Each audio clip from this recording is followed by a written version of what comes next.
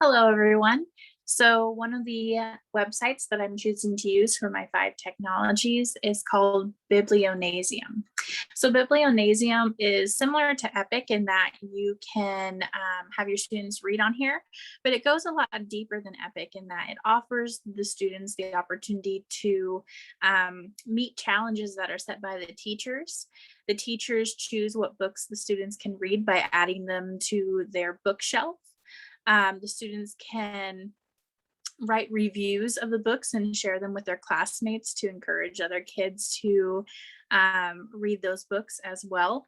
And there are several other features such as a reports feature to see what your kids are reading and how they're doing in that. So I think it's just a really, really good website to be using with our students. I selected this resource because it has a little bit more accountability than Epic.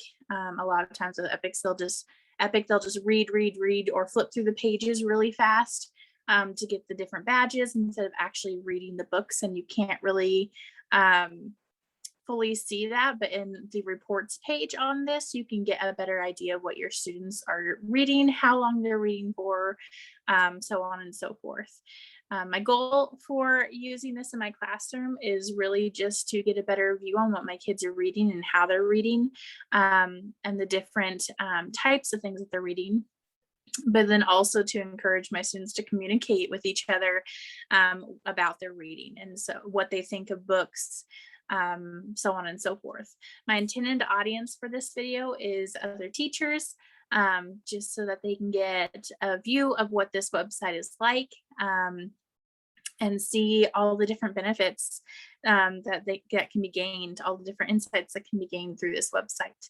And then the 2 ISTE standards that I feel like really fit this website are 3D, which is support educators in using technology to advance learning that meets the diverse learning, cultural, and social emotional needs of individual students. So with the fact that you can add books to your bookshelf for the students to read, you can really target in their diverse learning and their social emotional needs and even their cultural needs. And that you can set it up for different groups of students. So if you have a large ESL group, you can find books that suit their needs and their level as well. The other one is 2D, which is communicate effectively with stakeholders to gather input on the plan, celebrate successes, and engage in a continuous improvement cycle. So I really feel that celebrate successes and continuous improvement cycle fits this, and that I can see what my students are being successful in and really award that for them by giving them classroom points or whatever is necessary. And then also just a continuous improvement cycle in that they're continuing to read, they're continuing to grow their knowledge. So yeah, I really feel like that one fits this really well.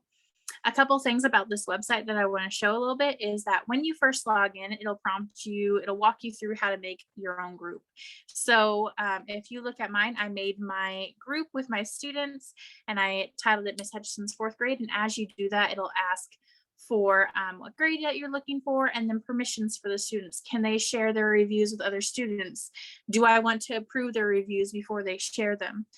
So on and so forth. It'll also ask you to add a few books to your bookshelf. So here are just a few that I've added. I know a lot of my kids will like the Diary of a Wimpy Kid books, the Babysitter's Club, and then Dragon books.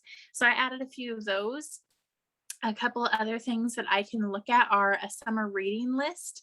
And so it talks about this challenge is being offered in that students can win different awards for this. And so if they read a certain number of books in the different grade levels, mine would be in this 2 through 5, then they could possibly be entered to win that $25 gift card. And so that's a great way to encourage student reading over the summer. I can also do things like look at their reports of reading. I can also request books for my classroom. So I can go to classroom wish list and look for books that I would really like in my classroom.